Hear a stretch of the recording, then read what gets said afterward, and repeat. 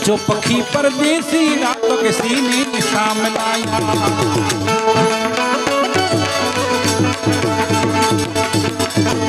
हमारा महिपत भाई ने एक फरमाइश जरा कट को गई ना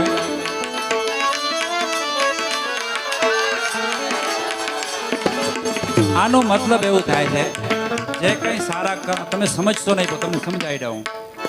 કાંઈક સારું કરશો ને એક દિવસ બધાને મરી જવું છે એવું મતલબ થાય છે કાંઈક સારું કરતા રહેજો મોજ કરી લેવાનું બીજું કાંઈ નહીં પણ સારી મોજ મરી વેને મનડા બાઢો કે સાને ગો મરી વેને